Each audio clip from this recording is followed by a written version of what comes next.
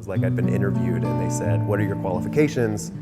Well, you can sing well, you can play guitar, you're not afraid of being in front of people. All right, great, then you'll make a great worship leader. Jesus, Jesus, I'm still looking for answers. Oh, I don't think I will find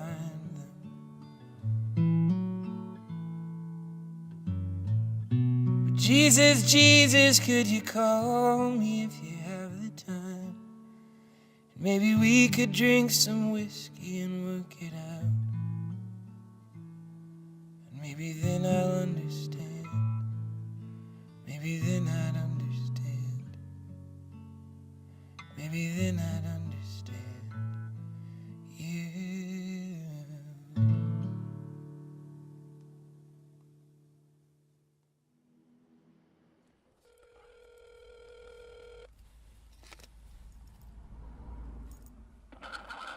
You've reached Dave. Go ahead and leave me your name, number, and time that you call, and I'll get back to you as soon as I can. Have a great day. Hey Dave, this is Brian Wight.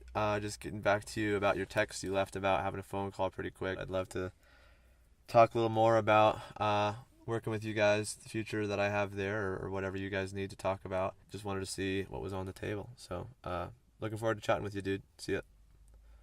Hi, nice to meet you. Wanna wish you happy Easter. Ohio, this is Brian Wight. I'm the greatest I've ever been. My phone's albino. Changed the spelling from IDA to IDK, so it's I don't know. Played in Nashville last year and was ignored then, but I've got bands here, I'm pretty sure, like 3 or 4 of them.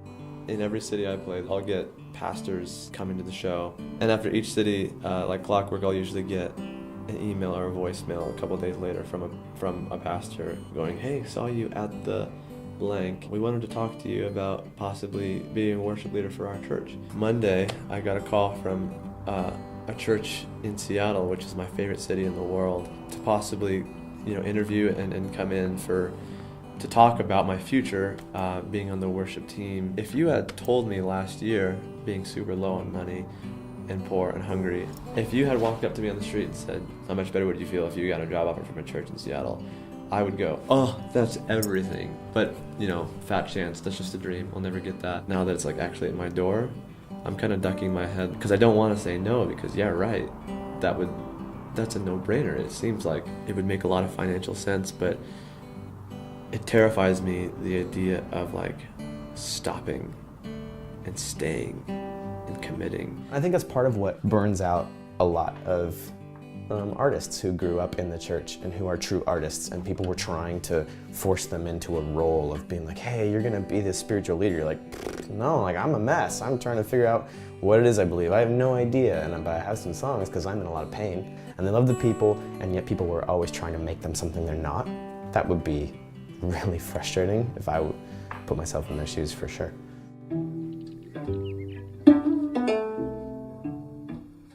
Floated here from Egypt to a house of spinning plates, to a basket by your dryer, sweet grandma she would be.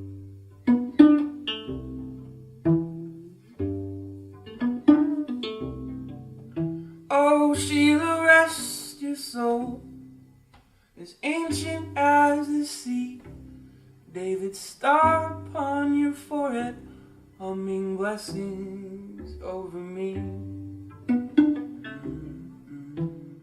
I got to play every week, several times a week. I mean, what other musicians get to perform with a full sound system, with a built-in audience, and have to learn a lot of material in a short amount of time. It's like being a touring musician. I would definitely be a different performer if I wasn't raised in the church.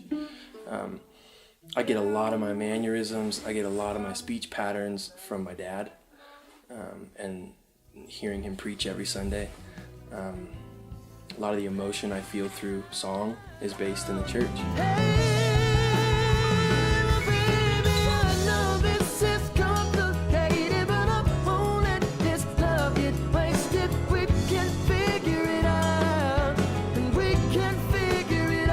So like whenever I would lead worship, I really felt like I better be trying to have an interaction with God in that moment.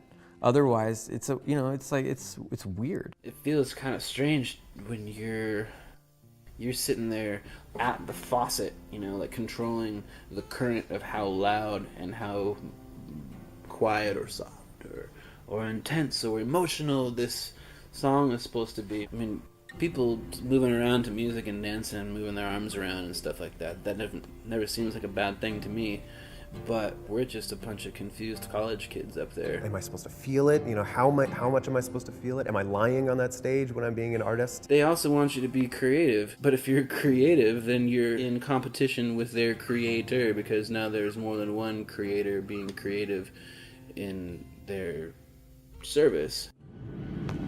Estimate the final descent. Please raise your seat back to the table to the full upright lock position. Make sure carrying items are once again stowed away, leaving the area around your feet clear. We'll be on the ground shortly. Welcome to Seattle. So where do you want to grow this year? Where do I want to grow? I really want to kind of get a handle on really letting go and living in the present, but living in Jesus. But like being okay that I'm okay right now because God has provided this right now, and whatever's going to happen in August is the Lord's thing. But like as a professional musician, it's like, I don't know where dinner's going to be in February. I don't know where rent's going to come from in April. If the Lord wants me to be doing what I'm doing, He's going to provide a way. And if He doesn't, He's going to make it clear and provide another way to do what He does want me to do. Good morning, I'm Amy. I'm on the team here at I-90. It is wonderful to have you all with us this morning. We hope you had a wonderful Christmas and a great New Year's with your family and your friends this holiday season. I want to call your attention to this program you were given when you walked in. Everything you need to know to get connected here is on this sheet. We've got a ton of fun things happening this month. For now, go ahead and stand and sing with us on this Sunday morning. Good morning, I-90. My name is Brian Wight. Happy to be worshiping with you guys this morning. Can't wait to meet each and every one of you guys. But for now, let's worship our God together.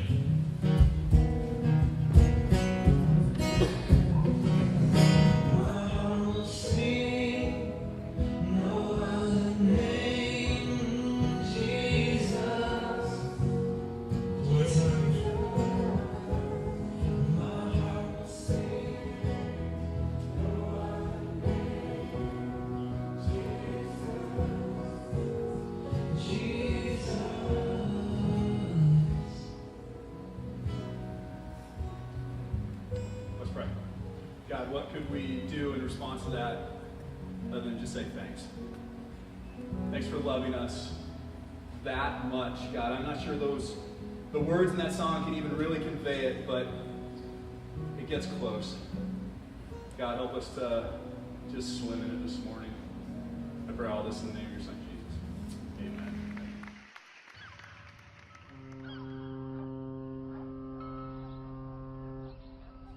I came up with this one.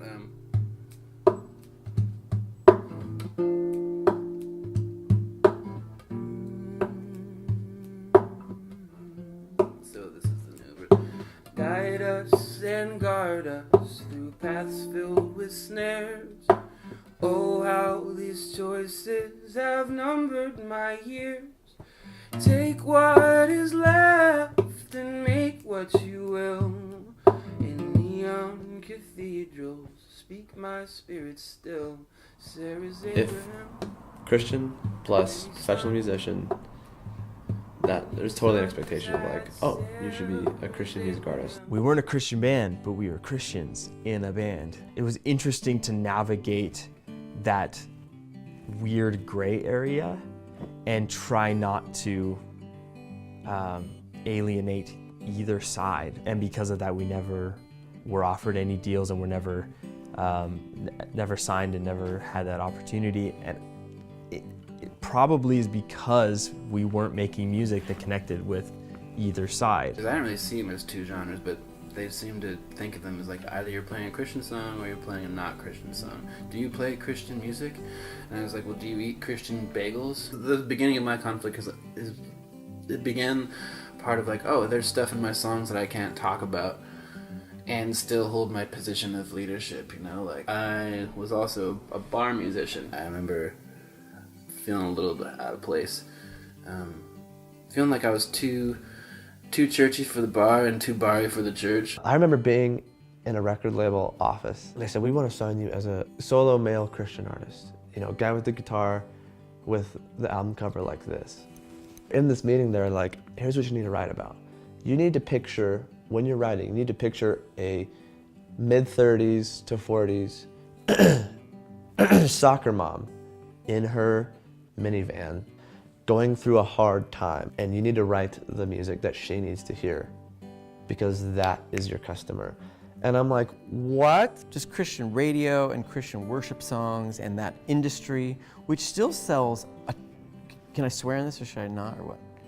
I mean, it still sells a shit ton of records because there is that infrastructure, you know? Just the notion that as like a worship leader at a local church / megachurch, you can buy a house and support your family is amazing. And especially in terms of just music and art and anybody who tries to pay their bills, you know, producing art. The financial stability and security of it sounds awesome. But if money weren't a thing, I don't know how meant for it I would be.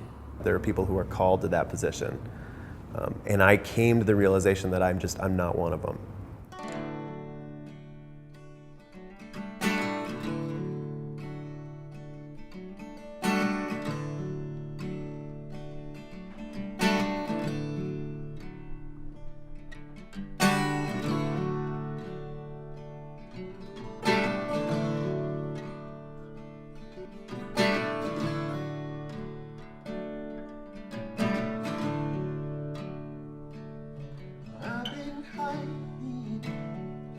I've been beating trains. I've been drifting through fields of gray. I'm still trying to ride on through the rain to find a reason not to stay. So they said they would give me $1,500 a month.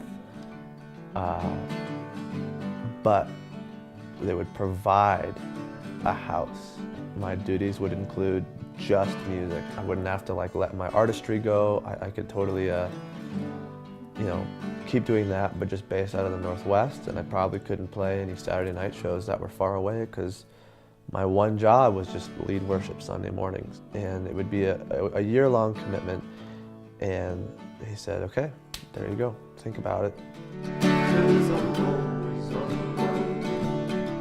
I'm a house without a home, and these words are all I have to make the stars leave me alone between the mountains and the ocean, the colder and the warmer. I'm still torn.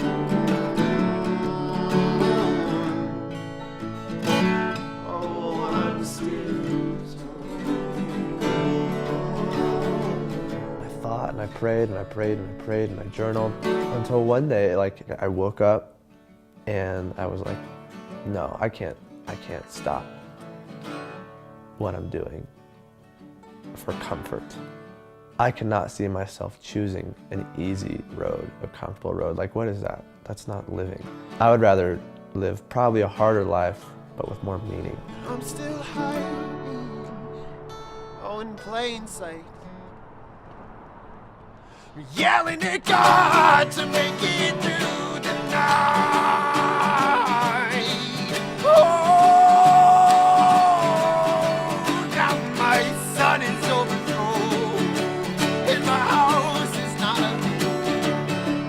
And these words are all I have to make the dark feel less alone.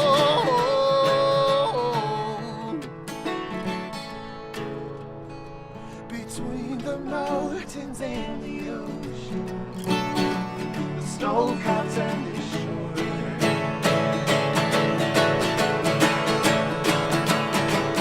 I'm still torn. Oh, I'm still torn. Oh, I'm still torn.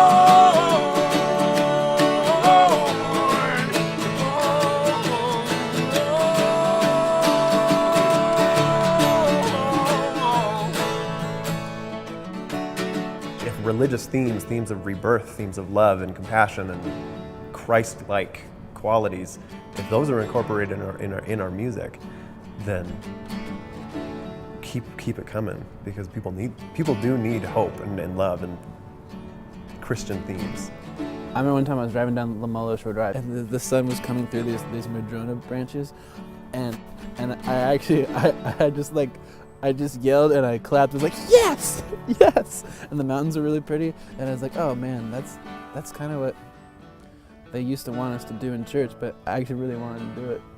You know, playing one song for 25 minutes in your garage as you noodle around and learn to play your instrument is way better than playing 4 campfire chords for a congregation. Yeah, I mean, God's in the fucking garage. That's the feeling. That's the emotion that I'm looking for. It doesn't need to be found in some sort of traditional belief. It's music. And yeah, that's my church. It's like music.